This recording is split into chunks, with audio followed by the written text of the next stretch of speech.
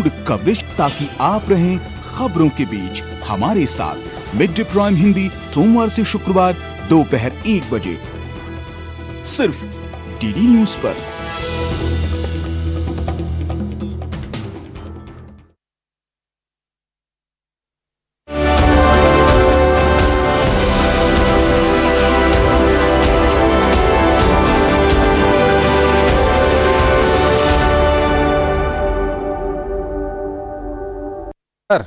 अंतर्राष्ट्रीय खबरों के इस कार्यक्रम में आपका स्वागत है। मैं हूं चंद्रशेखर जोशी और इस कार्यक्रम में हम आपको रूबरू करवाते हैं दुनिया भर की हलचल से। तो आइए शुरुआत करते हैं। सबसे पहले आपको दिखाते हैं अंतर्राष्ट्रीय सुर्खियां।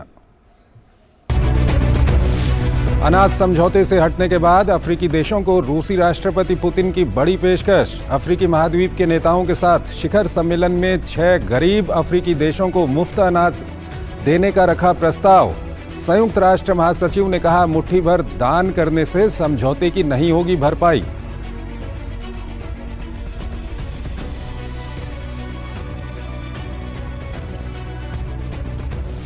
पश्चिम अफ्रीकी देश नाइजर में तख्ता पलट। सेना ने राष्ट्रपति मोहम्मद बाजौम को किया गिरफ्तार।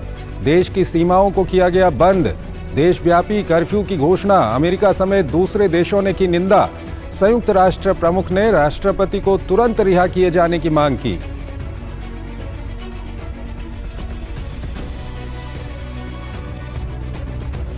यूरोपीय सेंट्रल बैंक ने लगातार 9वीं बार बढ़ाई ब्याज दरें। 0.25% की बढ़ोतरी। साल 2001 के बाद की सबसे ऊंची ब्याज दर।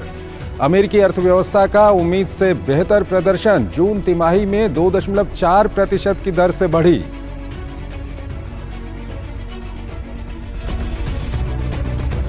नई दिल्ली में 15वें भारत जापान रणनीतिक संवाद का आयोजन। विदेश मंत्री डॉक्टर एस जयशंकर और उनके जापानी समकक्ष योशिमासा हायाशी ने द्विपक्षीय संबंधों में प्रगति का लिया जायजा।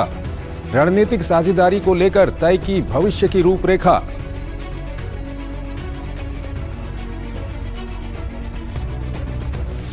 वैज्ञानिकों की बड़ी चेतावनी। जुलाई 2023 होगा हजारों साल में दुनिया का सबसे गर्म महीना। 2024 होगा और बुरा। संयुक्त राष्ट्र महासचिव ने कहा, ग्लोबल वार्मिंग का युग हुआ समाप्त, ग्लोबल बॉइलिंग का दौर शुरू।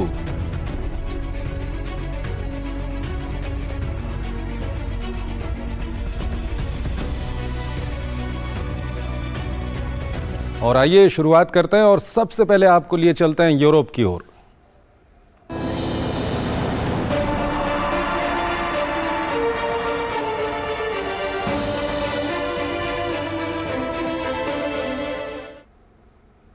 बात करते हैं रूस और यूक्रेन के बीच युद्ध की। रूसी राष्ट्रपति व्लादिमीर पुतिन ने पहली बार पूर्वी यूक्रेन में हमलों के तेज होने की बात स्वीकार की है। वहीं पुतिन ने काला सागर अनाज समझौते से हटने के बाद अब घोषणा की है कि रूस अफ्रीकी देशों को अब खुद अनाज की सप्लाई करेगा। काला सागर अनाज समझौते से रूस के पीछे हटने के बाद पश्चिमी देशों की आलोचना का जवाब राष्ट्रपति पुतिन ने 6 अफ्रीकी देशों को मुफ्त अनाज भेजने की घोषणा करके दी। सेंट पीटर्सबर्ग में 2 दिवसीय रूस अफ्रीकी शिखर सम्मेलन को अफ्रीकी देशों के समर्थन की उम्मीद के तौर पर देखा जा रहा है।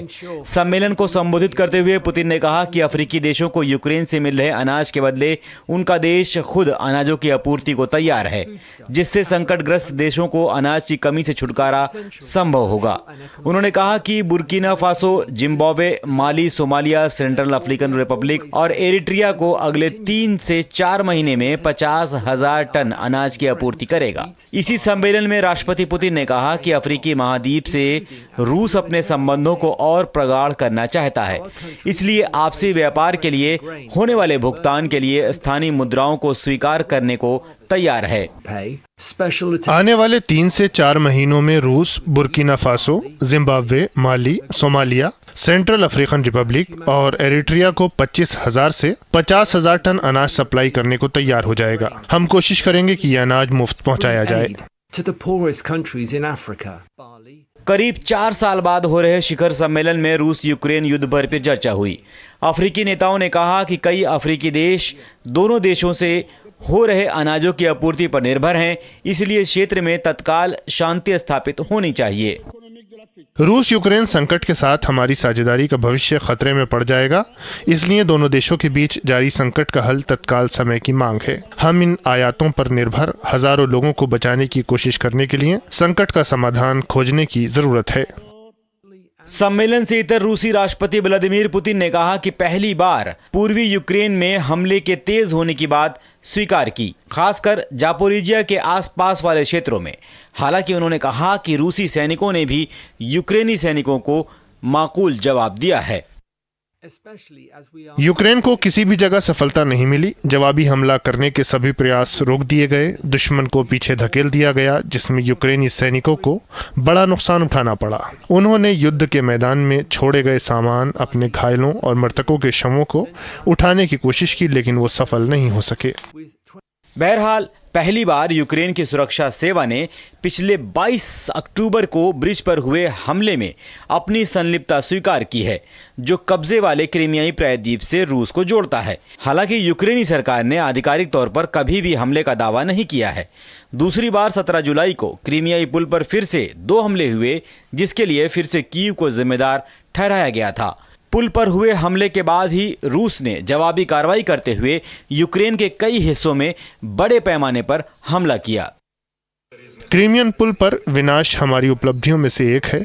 एबीयू अधिकारी दुश्मन को नष्ट कर रहे हैं और अपनी भूमि को मुक्त कराने के लिए सब कुछ कर रहे हैं। यूक्रेन ने पिछले महीने की शुरुआत में कब्जे वाले दक्षिण और पूर्व में बड़े पैमाने पर अपना जवाबी हमला शुरू करते हुए कई गांवों पर फिर से कब्जा करने का दावा किया है। हालांकि राष्ट्रपति व्लादिमीर जेलेंस्की ने स्वीकार किया है कि पूर्वी यूक्रेन में उनके सैनिकों ने धीमी प्रगति की है। Bureau report, DD news. अगली खबर की ओर चलते हैं। यूरोपीय संघ में उच्च मुद्रास्फीति पर काबू पाने की कोशिश में लगे यूरोपीय केंद्रीय बैंक ईसीबी ने मंदी की आशंकाओं के बीच गुरुवार को लगातार 9वीं बार नीतिगत ब्याज दरों में बढ़ोतरी की। ईसीबी ने नीतिगत दर में 0.25% की वृद्धि की, जिससे ये 4.25% पर पहुंच गई है। पिछले 1 साल में ईसीबी ने उच्च मुद्रास्फीति पर काबू पाने के लिए ब्याज दर में लगातार बढ़ोतरी की है। यूरोपीय केंद्रीय बैंक की इन कोशिशों का असर भी पड़ा है। गत वर्ष अक्टूबर में 10.6% के उच्च स्तर तक पहुंच गई मुद्रास्फीति पिछले महीने घटकर 5.5% पर आ गई। अमेरिकी अर्थव्यवस्था का उम्मीद से बेहतर प्रदर्शन। जून तिमाही में 2.4% की दर से अमेरिकी अर्थव्यवस्था बढ़ी है, तो ये उम्मीद से बेहतर प्रदर्शन अमेरिकी अर्थव्यवस्था की ओर से किया गया है। अगली खबर चिंता पैदा करने वाली है। जलवायु परिवर्तन के कारण बौखलाए मौसम का कहर जारी है। ग्रीस के जंगलों की भीषण आग को बुझाने का काम जारी है। बढ़ते तापमान के कारण अब सीरिया के तटीय क्षेत्र जंगल की आग की चपेट में आ गए हैं। अमेरिका में भीषण गर्मी जारी है, तो पाकिस्तान में बाढ़ से चिनाब नदी का तट टूट गया। गुरुवार को तेज हवाओं के अनुमान के बीच अग्निशमन दल पिछले 2 हफ्ते से धधक रहे ग्रीस के जंगलों में लगी आग पर काबू पाने की कोशिश नए सिरे से शुरू की। यूरोपीय संघ द्वारा तैनात किए गए सैकड़ों अग्निशामक रोड्स कोरफू इविया द्वीप में लगी आग की लपटों पर काबू पाने के लिए संघर्ष कर रहे हैं। इसके अलावा बुधवार को मध्य ग्रीस के जंगलों में लगी आग को भी बुझाने का प्रयास किया जा रहा है। ग्रीस में जंगलों में लगी आग का ये नया मोर्चा है। ग्रीस के प्रधानमंत्री ने इसे अत्यंत दुखद और मुश्किल दिन बताया है। हम वहां से तुरंत भागे और सौभाग्य से वहां पहुंच गए और जल्द ही उस पर काबू पा लिया गया। विभिन्न स्थानों पर यहां तक कि वोलोस के केंद्र में भी कुछ बेहोश लोग मिले, क्योंकि प्लास्टिक के कूड़ेदानों में भी आग लग गई थी। अधिकारियों ने बताया कि 13 जुलाई के बाद से ग्रीस के आसपास 600 से अधिक जंगलों में आग लग चुकी है। हालांकि बहुत से क्षेत्रों में किसी तरह का खतरा पैदा होने से पहले ही इस पर नियंत्रण पा लिया गया। नागरिक सुरक्षा मंत्रालय ने गुरुवार को 1 दर्जन से अधिक क्षेत्रों में आग के अत्यधिक खतरे की चेतावनी दी है। भीषण आग के कारण हजारों स्थानीय लोगों और सैलानियों को सुरक्षित स्थानों पर पहुंचाया जा चुका है। इसमें 20,000 लोग रोड्स के शामिल हैं, जहां इस सप्ताह आपातकाल की स्थिति घोषित की गई है।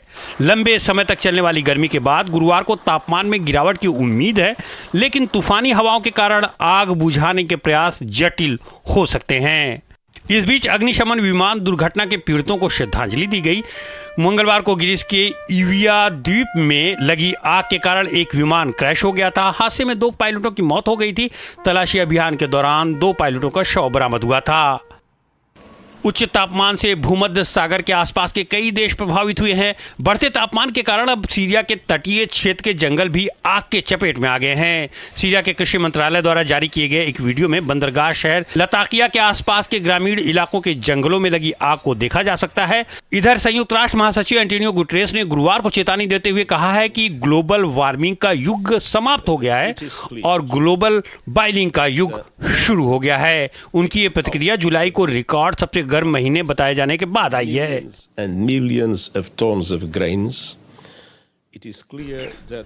जलवायु परिवर्तन यहाँ है, ये भयावह है और ये तो बस शुरुआत है। ग्लोबल वार्मिंग का युग समाप्त हो गया है, वैश्विक बॉइलिंग का युग आ गया है। हवा सांस लेने युग नहीं रही है। इस बीच न्यूयॉर्क के मेयर ने जुलाई की भीषण गर्मी के बीच और अधिक गर्मी पड़ने की चेतावनी जारी की है। 27 से 29 जुलाई तक शहर अत्यधिक गर्मी की चपेट में रहेगा। ताप सूचकांक आज 105 और कल 105 से 108 जाएगा। शनिवार को तापमान थोड़ा कम रहेगा। उधर पाकिस्तान के पंजाब प्रांत में चिनाब नदी के तट टूटने से कम 50 गांव बाढ़ की चपेट में आ गए हैं। बाढ़ के कारण सैकड़ों लोगों को विस्थापित होना पड़ा है। नदी के कटाव के कारण निचले इलाके के गांव बाढ़ से प्रभावित हुए हैं। अधिकारियों ने चिनाब के किनारे सुरक्षात्मक तटबंध बनाने की योजना की घोषणा की है, लेकिन चेतावनी दी है कि आने वाले दिनों में और बाढ़ आने की आशंका है। करीब 3000 कारों से लदे एक मालवाहक जहाज में नीदरलैंड के तट पर भीषण आग लग गई। इस हादसे में एक भारतीय की मौत हो गई है, जबकि 20 लोग घायल हुए हैं। हादसे में जान गंवाने वाला भारतीय जहाज के क्रू का सदस्य था। नीदरलैंड्स के तटरक्षक बलों ने चेतावनी जारी की है कि ये आग अगले कई दिनों तक लगी रह सकती है, जिसे बुझाने के प्रयास जारी हैं। डच आइलैंड एमेलैंड से 27 किलोमीटर दूर स्थित यूनेस्को की विश्व धरोहर स्थल द वार्डेन-सी के नजदीक यह हादसा हुआ। चलिए अब आपको लिए चलते हैं अफ्रीका की ओर।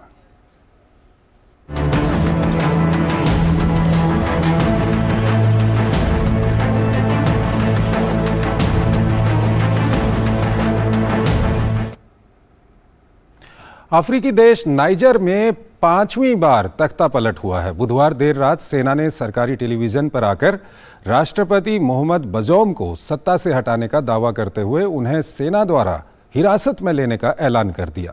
देखिए नाइजर में तख्ता पलट की पूरी कहानी। अफ्रीकी देश नाइजर पिछले 6 दशक में 5वीं बार तख्ता पलट का शिकार हुआ। बुधवार देर रात सेना ने सरकारी टेलीविजन पर आकर राष्ट्रपति मोहम्मद बजौम को सत्ता से हटाने का दावा करते हुए सेना द्वारा हिरासत में लेने का ऐलान कर दिया। नाइजर में सेना द्वारा देश की सीमाओं को बंद करने और देशव्यापी कर्फ्यू लगाने का ऐलान कर दिया गया। इसी के साथ सेना ने देश के सभी संस्थानों पर प्रतिबंध लगाते हुए किसी भी तरह की राजनीतिक गतिविधियों पर रोक लगा दी। राष्ट्रपति की गिरफ्तारी के बाद कर्नल मेजर अब्दुर्रमाने ने टेलीविजन पर आकर अपना बयान पढ़ा। देश को संबोधित करते हुए सैन्य प्रशासन ने किसी भी विदेशी हस्तक्षेप के खिलाफ चेतावनी भी दी। संबोधन के वक्त देश के शीर्ष सैन्य अधिकारी भी मौजूद थे, जो खुद को देश की सुरक्षा राष्ट्रीय परिषद का सदस्य बता रहे थे। रक्षा और सुरक्षा बलों ने उस शासन को खत्म करने का फैसला किया जिससे आप परिचित हैं। ये सुरक्षा में हो रही लगातार गिरावट खराब सामाजिक और आर्थिक प्रबंधन का परिणाम है। तख्ता पलट की कोशिशों के एक दिन पहले ही राष्ट्रपति ने सरकार के खिलाफ प्रदर्शन की आशंका जताई थी। मीडिया रिपोर्ट के मुताबिक बजौम को विद्रोही सैनिकों ने महल में ही कैद कर रखा है। हालांकि ये अब तक पता नहीं चल पाया है कि राष्ट्रपति को गिरफ्तार करने की घोषणा के बाद राष्ट्रपति ने इस्तीफा दिया या नहीं। उधर नाइजर की राजधानी नियामी की सड़कों पर सैकड़ों प्रदर्शनकारियों ने राष्ट्रपति के समर्थन में प्रदर्शन शुरू कर दिया है। बजौम समर्थकों ने राष्ट्रपति परिसर की ओर बढ़ने की कोशिश की, लेकिन विद्रोही राष्ट्रपति गार्ड के सदस्यों ने चेतावनी के तौर पर गोलियां चलाकर उन्हें तितर बितर कर दिया। हम यहाँ लोकतंत्र की रक्षा करने के लिए हैं, हम यहाँ गणतंत्र की रक्षा करने के लिए हैं, हम यहाँ कानून के शासन के प्रति अपनी प्रतिबद्धता दिखाने के लिए और बल या हथियारों द्वारा सत्ता पर कब्जा करने के किसी भी प्रयास को ना कहने के लिए हैं। राष्ट्रपति बंजौम को 5 साल के लिए चुना गया है। नाइजर में अप्रत्याशित तख्ता पलट के बाद संयुक्त राष्ट्र संगठन, अफ्रीकी यूनियन, EU, अमेरिका, रूस समेत कई देशों ने लोकतंत्र पर हुए कुठाराघात की निंदा की। वैश्विक नेताओं ने सैन्य शासन से नाइजर के राष्ट्रपति और उनके परिजनों की तुरंत रिहाई की अपील की। अफ्रीकी संघ के अध्यक्ष और नाइजीरियाई राष्ट्रपति बोला टिनुबू ने क्षेत्रीय ब्लॉक नाइजर की सरकार को हटाने के किसी भी प्रयास का विरोध करने की बात कही। अमेरिकी विदेश मंत्री एंटनी ब्लिंकन ने नाइजर के राष्ट्रपति को हर संभव मदद देने की बात कही। वहीं यूएन महासचिव एंटोनियो गुटेरेस ने भी कहा कि उन्होंने राष्ट्रपति से बात की है और उन्हें संयुक्त राष्ट्र का पूरा समर्थन देने की पेशकश की है। राष्ट्रपति बजौम के समर्थन में अमेरिकी विदेश मंत्री एंटनी ब्लिंकन ने कहा कि नाइजर को मिलने वाली हर सहायता लोकतांत्रिक शासन पर ही निर्भर करेगी। मैंने आज सुबह राष्ट्रपति बंजौम से बात की और स्पष्ट किया कि संयुक्त राज्य अमेरिका नाइजर के लोकतांत्रिक रूप से चुने गए राष्ट्रपति के रूप में उसकी दृढ़ता से समर्थन करता है। हम उसकी तत्काल रिहाई का आह्वान करते हैं।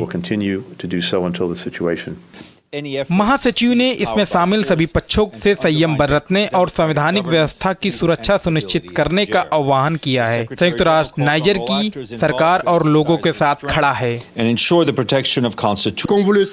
नाइजर में हुई घटनाओं की निंदा करते हुए संवैधानिक व्यवस्था को फिर से बहाल करने की सिफारिश करता हूं। राष्ट्रपति बंजौम और उसके परिवार की तत्काल रिहाई की मांग करते हैं। साल 2021 में लोकतांत्रिक रूप से चुने गए नाइजर के राष्ट्रपति बजौम को फ्रांस और अन्य पश्चिमी देशों का करीबी सहयोगी माना जाता है। दरअसल 1960 में फ्रांस से आज़ादी के बाद से नाइजर में अब तक 4 बार तख्ता पलट हो चुका है। इसके अलावा कई बार तख्ता पलट की कोशिशें भी हुई हैं। Bureau report, DD news. चलिए अब चलते हैं एशिया की ओर।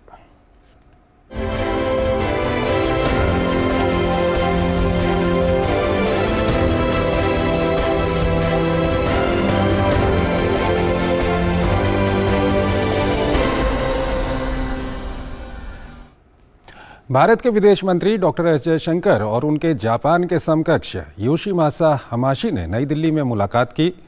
दोनों विदेश मंत्रियों ने 15वीं भारत जापान रणनीतिक वार्ता में हिस्सा लिया। इस दौरान दोनों देशों के बीच रिश्तों में हुई प्रगति की समीक्षा की गई। दोनों नेताओं ने द्विपक्षीय रणनीतिक साझेदारी को लेकर भविष्य की रूपरेखा भी तय की। इस अवसर पर भारत जापान विशेष रणनीतिक और वैश्विक साझेदारी के विभिन्न क्षेत्रों पर व्यापक चर्चा की गई।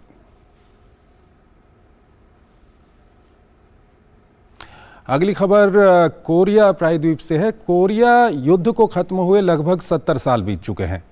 1953 में युद्ध विराम समझौता हुआ था।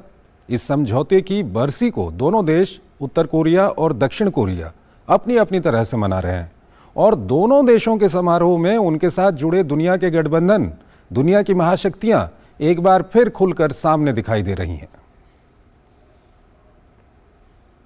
70 साल पहले उत्तर कोरिया और दक्षिण कोरिया के बीच चला खून खराबा 1953 में हुए युद्ध विराम समझौते के बाद खत्म हुआ। हालांकि दोनों देशों के बीच तत्काल स्थायी सुलह की कोई गुंजाइश कम ही दिखाई देती है। दोनों देश इस महीने युद्ध विराम पर हस्ताक्षर की 70वीं वर्षगांठ मना रहे हैं। जंग बंदी के 7 दशक बाद भी दोनों देशों के पास जंग से पीछा छुड़ा पाने की संभावना कम ही दिखाई दे रही है। उत्तर कोरिया युद्ध विराम की वर्षगांठ को अपनी जीत के तौर पर मनाता है और हर साल भव्य परेड का आयोजन करता है। ऐसा ही जश्न इस बार भी मनाया जा रहा है। रूसी रक्षा मंत्री और एक उच्च स्तरीय चीनी प्रतिनिधिमंडल मुख्य अतिथि के रूप में विजय दिवस की 70वीं वर्षगांठ के अवसर पर आयोजित समारोह में भाग ले रहे हैं। उत्तर कोरिया के नेता किम जोंग उन ने रूसी रक्षा मंत्री सरगेई शोइगु को हथियारों की प्रदर्शनी से रूबरू कराया। प्रदर्शनी में दिखाए गए हथियारों में होसवांग अंतर महाद्वीपीय बैलिस्टिक मिसाइल भी शामिल हैं। इस मिसाइल का अप्रैल में सफल परीक्षण किया गया था। माना जा रहा है कि यह ठोस प्रणोदक का उपयोग करने वाला देश का पहला ICBM है। उत्तर कोरिया की सरकारी मीडिया के अनुसार शोइगु ने प्योंगयांग की सेना को दुनिया में सबसे शक्तिशाली सेना के रूप में प्रशंसा की। बयान में कहा गया कि दोनों देशों ने अपने रणनीतिक और पारंपरिक संबंधों को मजबूत किया है। रूस के रक्षा मंत्री ऐसे समय में उत्तर कोरिया का दौरा कर रहे हैं जब प्योंगयांग पर यूक्रेन युद्ध के लिए मॉस्को को हथियार मुहैया कराने का आरोप लग रहा है। हालांकि दोनों ही देश इसका खंडन करते हैं। चीनी प्रतिनिधिमंडल का नेतृत्व पोलित ब्यूरो सदस्य ली होंगजोंग कर रहे हैं। ली देश की नेशनल पीपुल्स कांग्रेस की स्थायी समिति के उपाध्यक्ष भी हैं। उत्तर कोरिया को वैश्विक स्तर पर अलग थलग करने की कोशिश की जाती रही है, लेकिन इस घटनाक्रम को एक उल्लेखनीय कूटनीतिक कदम के रूप में देखा जा रहा है। उधर बुधवार को दक्षिण कोरिया के बोसान शहर में भी संघर्ष विराम को लेकर वर्षगांठ समारोह आयोजित किया गया। कार्यक्रम में अमेरिका समेत 20 से अधिक देशों ने हिस्सा लिया। 1950 से 53 तक हुए युद्ध में हिस्सा लेने वाले पूर्व सैनिकों ने भी शिरकत की। बलिदान और समर्पण के लिए धन्यवाद संयुक्त राष्ट्र। कोरिया गणराज्य साम्यवादी और अधिनायकवाद से स्वतंत्रता की रक्षा कर सका। रूस उत्तर कोरिया के सबसे मजबूत सहयोगियों में से एक है और मैत्रीपूर्ण संबंध को बढ़ावा देता रहा है। चीन उत्तर कोरिया का दूसरा सबसे महत्वपूर्ण सहयोगी है और आर्थिक रूप से उसकी मदद भी करता है। कोरोना महामारी के बाद चीन ने उत्तर कोरिया के साथ कारोबार बंद कर दिया था, लेकिन हाल के दिनों में इसे फिर से बहाल कर दिया गया है। इस बीच दक्षिण कोरिया और उत्तर कोरिया के रिश्ते इस समय अपने सबसे निचले स्तर पर हैं। प्योंगयांग और सियोल के बीच राजनयिक वार्ता रुकी हुई है, जबकि किम हथियारों के उत्पादन को नई सतह पर ले जाने की कोशिश कर रहे हैं। अमेरिका और दक्षिण कोरिया के बीच हाल ही में हुए सैन्य अभ्यास से उत्तर कोरिया काफी नाराज है। कोरियाई युद्ध में करीब 30 लाख लोग मारे गए। युद्ध विराम के बाद कई बार दोनों देशों के बीच संबंधों में सुधार होता दिखाई दिया। हालांकि आज ऐसी स्थिति दिखाई नहीं दे रही है। और आइए अब देखते हैं अमेरिकाना।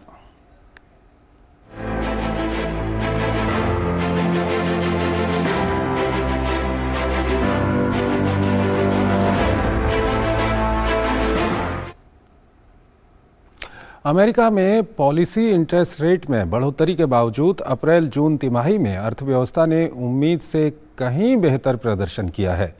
वाणिज्य विभाग के मुताबिक अप्रैल जून तिमाही के आंकड़े में 2.4% की वृद्धि दर्ज की गई है, जबकि ये जनवरी मार्च तिमाही में 2% थी। अमेरिका के लिए अर्थव्यवस्था की वृद्धि दर में इस तेजी को अहम माना जा रहा है। अमेरिकी अर्थव्यवस्था में तेजी आना इस लिहाज से भी अहम है कि फेडरल रिजर्व पिछले साल से ही मुद्रास्फीति को नीचे लाने के लिए लगातार ब्याज दर में वृद्धि कर रहा है। पिछली 12 बैठकों में से 11 बार दर वृद्धि हुई है।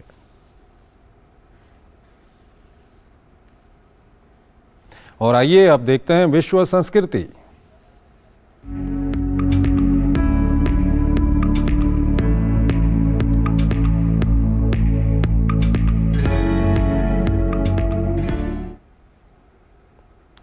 आइए आपको दिखाते हैं इंजीनियरिंग का नायाब उदाहरण पेश करता एक शहर। इस शहर में इमारतों में लगा है बादगीर, जो पारंपरिक तरीके से ठंडी हवा को खींचता है और तपती गर्मी में भी इमारत और इसके आसपास के इलाके को ठंडा रखता है। इस शहर को कहा जाता है विंड कैचर।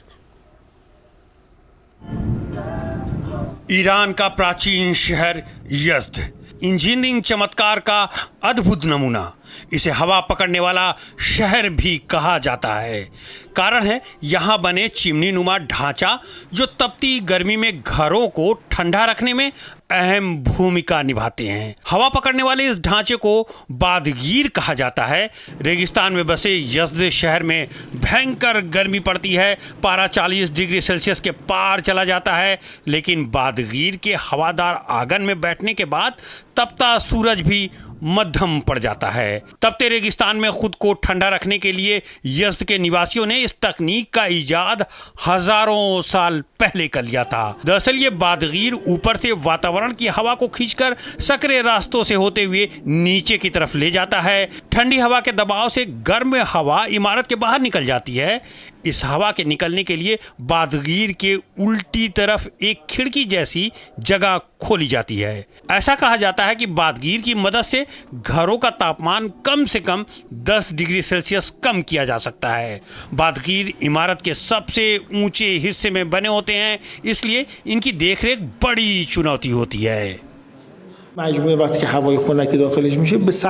सदियों से हमारे पास बिजली होने से पहले बदगीरों घरों को ठंडा करना संभव बना दिया था। बादगीर ताजी हवा को इमारतों से खींचते हैं और गर्म हवा को बड़े वर्टिकल स्लॉट के माध्यम से बाहर निकाल देते हैं। शहर के 700 हवा पकड़ने वाली मीनारों या बादगीरों में सबसे पुराना 14वीं शताब्दी का है। हालांकि इसका इतिहास 2500 साल पहले का माना जाता है, जब फारसी साम्राज्य का मध्यपूर्व के अधिकांश हिस्सों पर शासन हुआ करता था। ये रेगिस्तानी शहर प्राचीन सिल्क रोड के कारवां का अहम पड़ाव भी हुआ करता था। इन बादगीरों ने शहर की समृद्धि में महत्वपूर्ण भूमिका निभाई थी। शहर के दौलताबाद गार्डन में 33 मीटर ऊंचा बादगीर है, जो दुनिया के सबसे ऊंचे विंड कैचर में से एक है। यज़्द शहर की ज्यादातर इमारतों पर बने ये बादगीर आयातकार हैं। चारों तरफ हवा आने के लिए खांचे बने हुए हैं। हालांकि 6 और 8 मुंह वाले बादगीर भी होने का दावा किया जाता है। यज़्द की एक और स्थायी वास्तुशिल्प विशेषता इसकी भूमिगत जल सेतुओं की प्रणाली है, जिसे कनात कहा जाता है, जो भूमिगत कुओं या पहाड़ों से पानी खींचती है। यज़्द में जल नेटवर्क करीब 70 किलोमीटर तक फैला हुआ है। अनुमान है कि ईरान में आज लगभग 33,000 कनात काम कर रहे हैं। हालांकि 20वीं सदी के मध्य में यह आंकड़ा 50,000 के आसपास था। इन भूमिगत जल सेतुओं की बहुत उपयोगिता है। ये पानी की आपूर्ति का एक स्रोत बनते हैं और आवासों को ठंडा करना और भोजन को आदर्श तापमान पर संरक्षित करना संभव बनाते हैं। सबसे लंबे और सबसे पुराने माने जाने वाले ज़ारत के कनात के पुनर्वास की मांग तेजी से उठ रही है। इसे 3000 साल पुराना बताया जा रहा है। यूनेस्को ने 2017 में यज़्द शहर को विश्व धरोहर घोषित किया था। अब यहाँ के लोगों ने इन पुराने घरों की मरम्मत कर यहाँ होटल खोलने शुरू कर दिए हैं। तो अंतर्राष्ट्रीय खबरों के आज के हमारे इस बुलेटिन में फिलहाल इतना ही। आप हमारी पूरी टीम को इजाज़त दीजिए। नमस्कार।